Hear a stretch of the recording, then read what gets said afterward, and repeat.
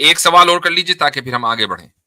جی ہاں، جیسے مفتی صاحب اسلام کی جنرل رولنگ ہے نا کہ ایک انسان جب آخرت میں اسی وقت کامیاب ہوگا جب اس کا دین اسلام ہوگا، لیکن اس میں کچھ ایکسیپشن بھی آ جاتی، جیسے جن کے پاس اسلام کی وہ نہیں پوچھی نا تعلیمات ہو تو اللہ ان پر ان سے پکڑ نہیں کرے گا نا. تو ابھی اس سے ملتا جلتا میرا یہ سوال ہے نا کہ ابھی ایک انسان ہے نا وہ الحاد کو بھی اسٹڈی کرتا ہے، اسلام کو بھی کرتے ہیں اور دوسرے مذاہب کو بھی کرتا ہے، لیکن اس کی عقل اس کو اس نتیجے پر پہنچاتی ہے کہ مثلا الحاد صحیح ہے نا، تو کیا اللہ تعالیٰ اس بات پر اس کی پکڑ کرے گا؟ لیکن مجھے لگتا ہے نہیں کرنی چاہیے، کیونکہ یہ جو عقل ہے یہ تو اللہ تعالیٰ نے ہمیں دی ہے. اب یہ جو میری عقل مجھے یہ کہتی ہے کہ یہ والا مذہب صحیح ہے، تو اس میں تو میرا کوئی قصور نہ ہوا نا. ٹھیک. دیکھیں یہ بات بالکل درست ہے کہ اللہ تعالیٰ نے ہمیں عقل دی ہے اور ظاہر ہے کہ یہ اللہ تعالیٰ کی مخلوق ہے، لیکن عقل کا صحیح استعمال کرنا یہ میری اور آپ کی ذمہ داری ہے. مثلا آپ ایک فوجی ہیں ملک کے، پاکستان کی آرمی کے، کہیں بھی کسی بھی ملک کی آرمی کے آپ فوجی ہیں، آپ کو بندوق دے دی اور اس بندوق کا مقصد کیا ہے کہ آپ دشمن کو ماریں گے. آپ نے اپنوں کو پہ ہی گولیاں چلانی شروع کر دی، آپ نے اپنے ہی گرانے شروع کر دیے، تو کیا ہوگا؟ کورٹ مارشل ہوگا نا فوری طور پر کہ بھائی بندوق اس لیے دی تھی کہ جب دشمن آئے گا تو اس کا حملہ روکنا ہے. آپ نے اپنے ہی سویلینز کو گرانا شروع کر دیا، تو ظاہر ہے کہ اس سے بڑھ کر اور کیا جرم ہوگا ایک فوجی کا. اللہ تعالیٰ نے عقل دی ہے، یہ ایک ہتھیار ہے ایک انسان کا، اس عقل کے ذریعے ایک انسان ترقی کر سکتا ہے. تو اس عقل کا صحیح استعمال کرنے کے بجائے آپ غلط استعمال کرنے لگے. اس عقل کا مقصد یہ تھا کہ خدا کی اس تخلیق میں، اس کی مخلوق میں غور کر کے ایک انسان دنیا کے اندر ترقی کرے. آپ نے خدا کی مخلوق میں غور کر کے خالق ہی کا انکار کر دیا، تو یہ تو اپنے ہی مارنے، اپنے ایسا ہی ہوا جیسے کہ فوجی اپنے ہی لوگ مارنے لگے اور اس ہتھیار کا غلط استعمال کرنے لگے. تو ظاہر ہے کہ اس کو سزا دی جائے گی. ایسے ہی ایک آدمی اگر یہ کہے کہ مجھے عقل دیے، میں الحاد اور اسلام دونوں کا مطالعہ کر رہا ہوں، مجھے لگتا ہے کہ الحاد makes more sense, atheism makes more sense, تو اس نے اپنی عقل کا غلط استعمال کیا، اور جب عقل کا غلط استعمال ہوگا تو اس پر سزا بھی ہوگی. نہیں مفتی صاحب، آپ فادر سے کا آرگومنٹ یہ کر رہے ہیں نا کہ میری نیت بالکل ٹھیک تھی. تھوڑا سا یعنی آپ کے مائک میں کچھ پرابلم ہے، تو اس کو نہیں فون مفتی آپ قریب کیجیے. جی نہیں مفتی صاحب، اگر فادر سے کا آرگومنٹ آپ یہ اگری کر لینا کہ میری نیت بالکل صاف تھی، میں سچائی تک پہنچنا چاہتا تھا، لیکن عقل تھوڑی سی میری ناقص ہے، میں تھوڑی نوک جھوک ہو جاتی ہے، تو اس میں تو میرا کوئی قصور نہ ہوا نا. ناقص عقل ہونا اور عقل کا غلط استعمال کرنا دونوں میں فرق ہے. ناقص عقل کا مطلب یہ ہوتا ہے کہ ایک آدمی کے اندر تھوڑا سا جنون ہے، پاگل پن ہے، ٹھیک ہے، یعنی وہ چیزوں کو سمجھ نہیں پاتا ہے. تو اگر وہ سمجھ نہیں پاتا ہے تو اس کی ظاہر ہے کہ اکاؤنٹیبلٹی نہیں ہے، یہ بالکل ایک الگ چیز ہے.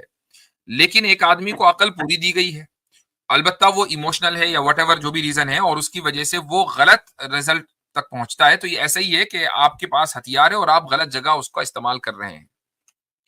تو عقل، اگر آپ یہ سمجھتے ہیں کہ عقل میری پوری ہے، میں پاگل نہیں ہوں، میں بہت سی چیزوں کو صحیح طریقے سے سمجھ سکتا ہوں، تو آپ اس کو بھی صحیح سمجھ سکتے ہیں. اصل یہ ہے کہ آپ کو عقل استعمال کرنا صحیح کسے کہتے ہیں یہ آنا چاہیے. مثلا بنیادی چیز ہے وہ یہ کہ آپ مذہب کے تعلق سے شک میں مبتلا ہو جاتے ہیں، شبہ میں مبتلا ہو جاتے ہیں. میں پوچھتا ہوں کہ کیا آپ سائنس کے تعلق سے شک اور شبہ میں مبتلا ہوتے ہیں؟